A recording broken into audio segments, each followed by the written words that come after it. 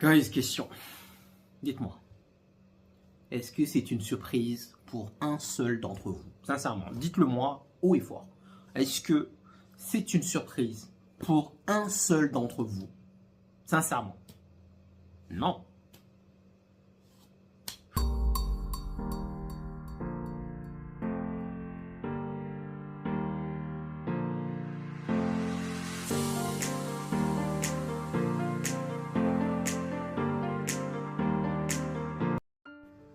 Alors guys, je suis très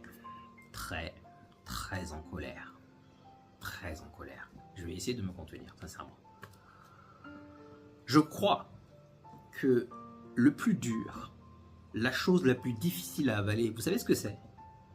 C'est de savoir exactement ce qui va se passer. C'est ça le plus dur en réalité. Parce que tu sais que ça va se passer.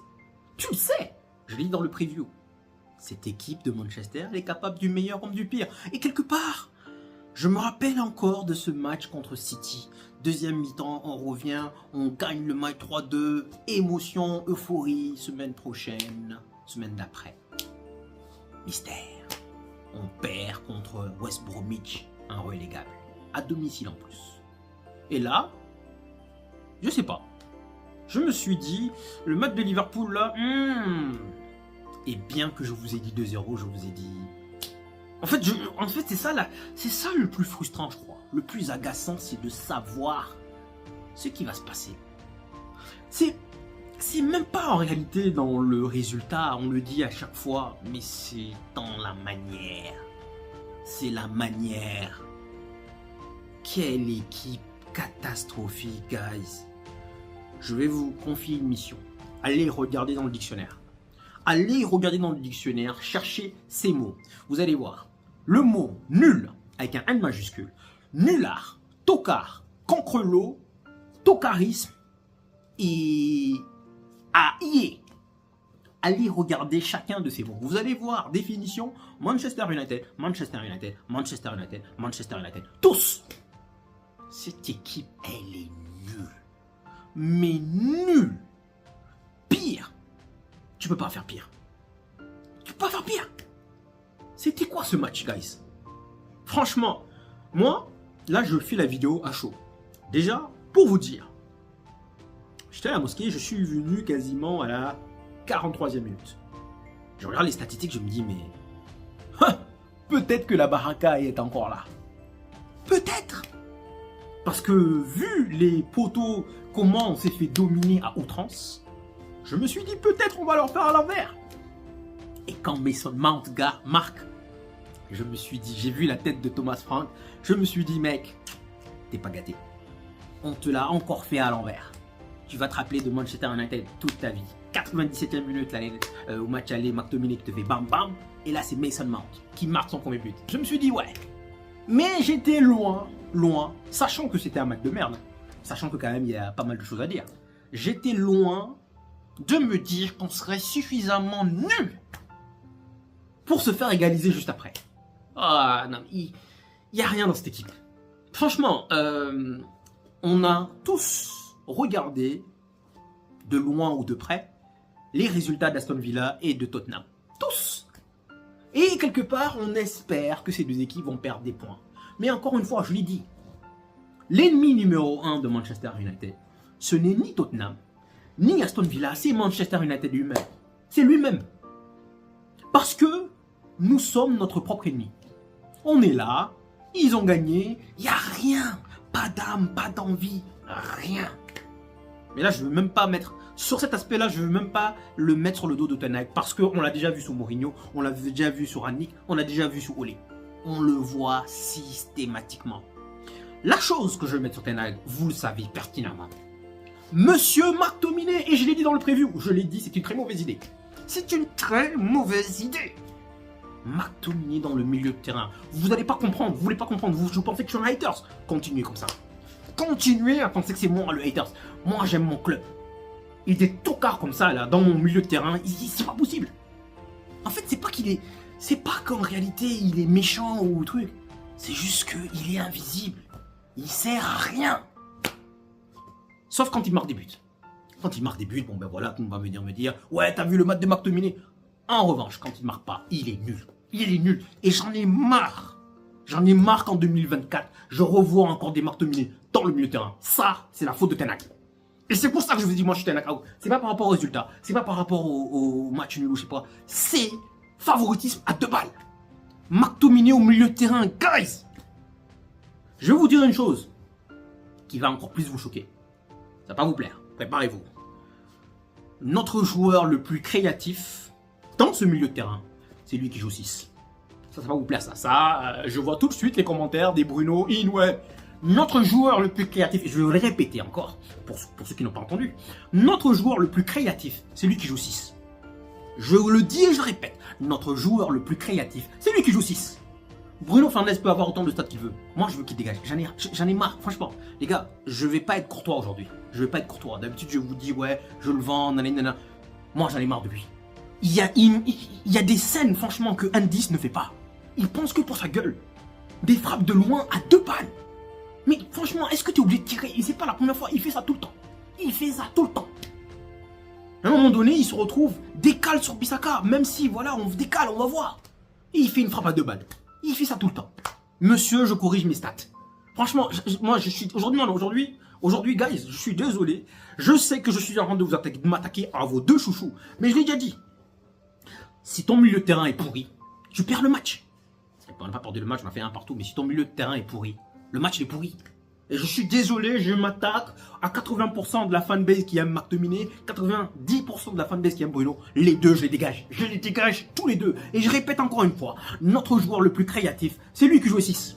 C'est lui qui est capable de prendre la balle, regarder, C'est lui qui joue 6. Et c'est lui qu'on sort. Sur ce point, encore une fois, Ten Hag.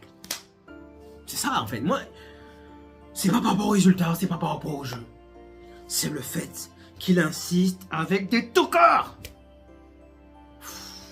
Non, franchement, là, j'en ai marre. Et je crois que pourquoi je suis encore plus énervé, c'est parce que je l'ai dit. En fait, c'est comme si là, on vous dit, écoutez, il y a un mec qui va venir te tirer dessus. On vous le dit. On vous le dit. On dit, il y a un mec qui va venir te tirer dessus.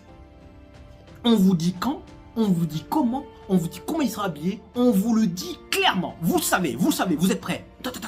Vous attendez. Mais avec ça, on vous tire dessus quand même. Ah, mais franchement, c'est ça en fait. Je crois que c'est ça qui énerve. C'est qu'on vous a dit, on le sait tous, que cette équipe, elle est capable du meilleur comme du pire. Vous savez, guys, quelqu'un m'a dit une fois, c'est l'espoir qui te tue. À l'époque, j'avais pas compris. Il me l'avait répété d'ailleurs. C'est l'espoir qui te tue. Aujourd'hui, ces mots commencent à résonner très fort dans ma tête. Parce qu'en réalité, c'est ça. On sait pratiquement tous que cette équipe-là, elle est nulle. Et soyons objectifs et partials, elle ne mérite pas d'aller en Ligue des Champions. On le sait tous. On le sait tous. Mais parce que nous aimons le club, parce que ouais, on se dit que quelque part, why not, peut-être que. Et Aston Villa et Tottenham méritent mieux. Mais pourquoi je vous dis que c'est l'espoir qui vous tue, c'est que on sait tous qu'on ne mérite pas dans la Ligue des Champions et que probablement on n'ira pas. Mais c'est comme avec Van Gaal, c'est comme avec Mourinho, c'est comme avec chaque fois, genre la deuxième saison de Van Gaal, on finit 5e. D'accord. Derrière City, égalité de points, mais goal average. On perd des points, City perd des points. On perd des points, City perd des points. Donc, parce que City perd des points, donc le suspense est maintenu. Ça, c'était sous Van Gaal.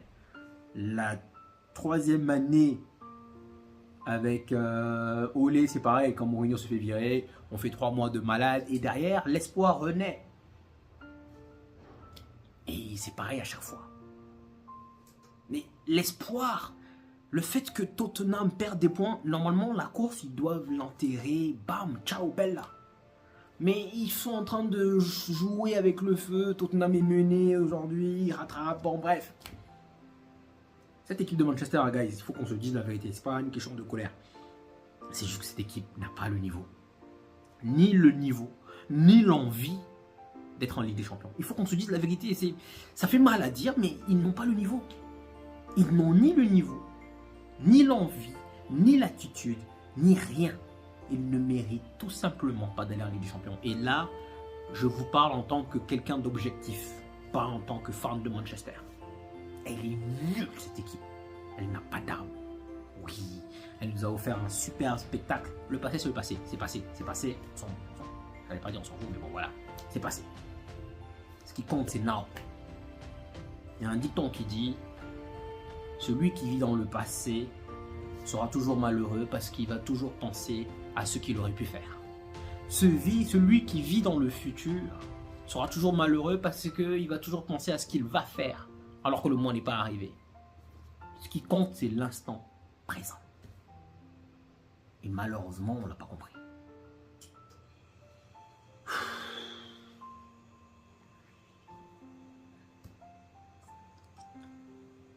Je vais aller écouter des conférences de presse, écouter... Franchement, si on revient sur les joueurs, de ce que j'ai vu en tout cas, je vous dirais que Onana nous maintient, nous donne ce petit espoir. On a décroché un point, mais pour moi, ça a le goût d'une défaite, honnêtement. Et de toute façon, je me dis que en réalité, la question c'est, est-ce que si on avait gagné, quels auraient été les titres? Ouais, Manchester United, on retient les 3 points. Et ça fait combien de fois qu'on a dit on retient les 3 points? Il y en a marre. Il y en a marre de on retient les 3 points. C'est nul. Contre Liverpool, c'était dans le résultat et dans la manière, dans le contenu. Mais là, c'est nul. Mais on le savait tous, c'est ça le plus agaçant. On le savait pratiquement tous. Je vous ai dit il y a plusieurs reprises, batterie faible, mais là j'en ai marre. J'ai envie de dire...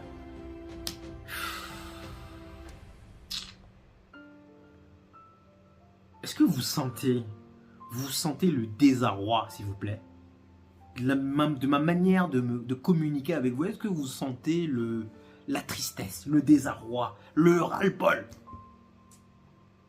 l'espoir qui vous tue? Ouais, c'est ça la réalité. Guys, je vais aller... Là, je crois que je suis beaucoup trop énervé. Donc, je vais mettre fin à la vidéo. Et puis, bon, bah, demain, quand je serai plus tranquille, plus calme, je ferai une deuxième vidéo. Je reviendrai sur les joueurs individuellement. Prenez soin de vous, guys.